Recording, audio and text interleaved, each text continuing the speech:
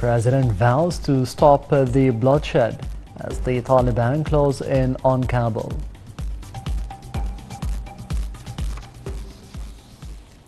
Welcome back. President Abdel Fattah al-Sisi inaugurated a number of housing projects at Badr City, northeast of Cairo. During the inauguration ceremony, President al-Sisi said that the state is working according to an integrated context for development. The details follow.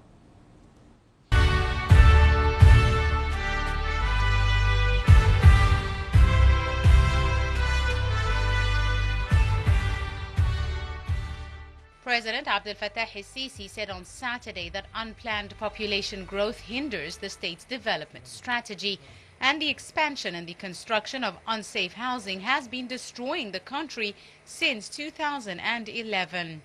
President al-Sisi's remarks came during a ceremony to inaugurate various housing projects in Badr City, northeast of the capital.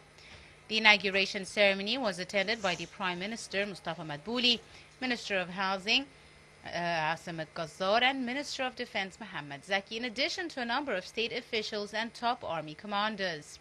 The President said the goal of the national projects that are implemented by the state was to improve the living conditions of citizens. The head of state said the current situation in the Egyptian state needs exerting all efforts to transfer the country into a brighter future. President al-Sisi expressed his keenness to solve the problems in various sectors such as roads, ports, airports, as well as water, to change the lives of citizens from no state to a good state. al-Sisi stated the projects carried out by the Ministry of Housing do not aim to compete with the private sector, but rather an attempt to create a balance between what is required at the state level and what is being proposed. al-Sisi also confirmed the state intends to offer the new administrative capital company on the stock exchange as soon as possible, expecting that its assets will exceed 3 to 4 trillion Egyptian pounds within 2 years. The President said the state bears a huge cost to provide alternative housing to Egyptians, noting that the subsidy over 10 years cost the state up to 3 trillion Egyptian pounds, or around 275 billion pounds annually. He added that the project of developing the Egyptian countryside needs 1/3 of the value of subsidies in 10 years.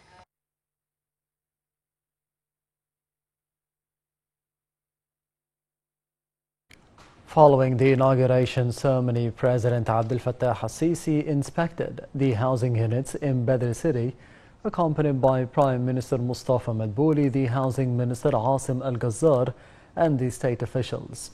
The President also toured the second Masr housing project for the new administrative capital employees in the city.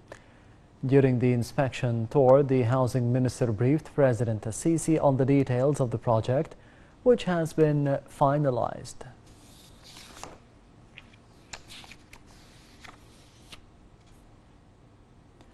After the inauguration ceremony and the inspection tour, President Abdel Fattah al-Sisi was keen to have breakfast with the Egyptian family, a large gathering which included citizens from across the country and was also attended by the several ministers and high-ranking officials.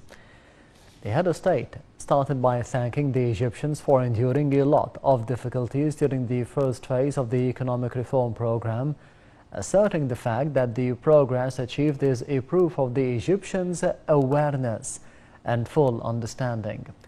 President al-Sisi also stressed that the upcoming period requires more serious efforts to continue on the right path and to provide the coming generation with a better future. The President listened to the citizens' questions and exchanged views with them regarding a lot of topics, including the job opportunities, education, the SMEs, the role of the NGOs, and the housing file.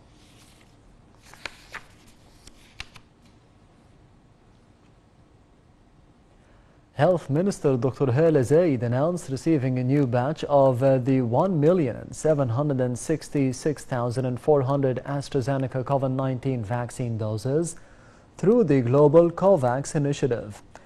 The new shipment, the third of its kind, brings the total number of the AstraZeneca shots received by Egypt through the COVAX to about 4.3 million doses. Egypt had also received shipments of the Sputnik, Sinopharm, Sinovac and Johnson & Johnson shots.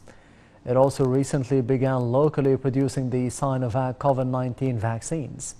The ministry has said that the citizens' turnout on the vaccination centers continues nationwide. It also stressed that the vaccination centers are open nationwide throughout the week from 9 a.m. till 9 p.m.